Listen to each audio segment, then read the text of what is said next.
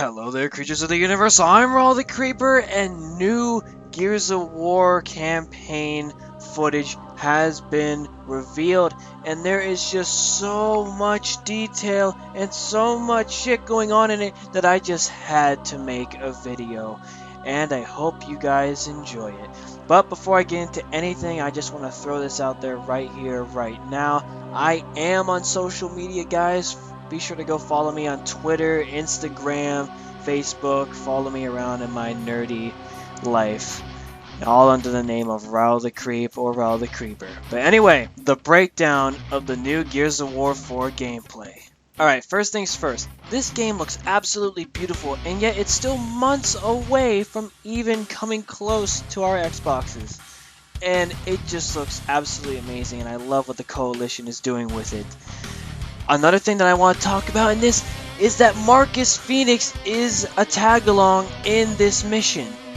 He has joined Kate, Dell, and JD, his own son, helping them find a Locust burial site. Now that is what intrigued me. A Locust burial site. Marcus even later says in the actual gameplay, he even says, You know, a while back, I looked up how many Locust burial sites there actually were, and I got a big old classified. There were dozens of them, maybe even hundreds. and if you haven't known this already, the Locust bodies that were left over after the end of Gears of War 3, they were all thrown into multiple mass graves all over Sarah. Also, since they are on their way to a Locust burial site, it is beyond this dam that they are trying to reach. And this dam has been around before Gears of War 1. Marcus even says, The dam was built pre-emotion. Wow, it's that old. There's hardly anything left that's that old. There are still a few things. pre-emotion. So it was before the Locust War, it was before the Pendulum Wars.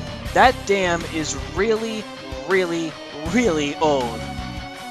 And since Marcus says that, I'm pretty sure he's taking a stab at himself, saying that he's pretty much really old as well. Once again, we get to see a wind flare take its toll on the environment and how it can be used against the Swarm.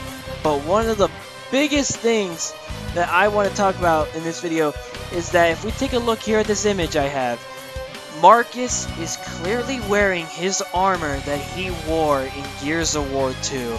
Just seeing that made me feel really old. Like, that really made me happy. The fact that he's not wearing the Gears of War 3 armor as good as it was, but I love how it's going back to the original days where Marcus was wearing that armor during Gears of War 1 and 2. I'm really happy that he is not going to be running around armorless like we saw in the E3 reveal. He's actually going to be wearing his iconic armor. Also, he's going to be wearing his legendary do-rag atop his head. And he's going to have a sick-ass beard as well. One of the biggest things in this gameplay reveal, though, besides Marcus, is that when they're talking about the Locust burial sites, Kate asks if they are all infested. And JD says, we'll figure out soon enough. What intrigues me is how Kate worded it. Are they all infested? This leaves us some clues on how the Swarm can even exist in the first place. So far right now, all we know is that they were born out of the remnants of the Locust, they were born out of a Locust mass grave, and that they were infested with something. That's all we have, and I cannot wait to figure out how the Swarm truly exists. Tell me what you guys think in the comments below. Another thing that caught my eye while watching this gameplay reveal was that we got to see a new Swarm enemy in action for the first time. Now, I'm not sure if you guys saw it, but I'm pretty sure most of you did. If you take a look here, we can clearly see two enemies in these two gaps in the rubble, and these two enemies are clearly filling the role of the Grinders from the original Gears of War trilogy. I'm not sure if they're going to be called anything else, but we're just going to call them Grinders. They may be called something different, but I guess we'll find out. Also, I want to talk about the weaponry.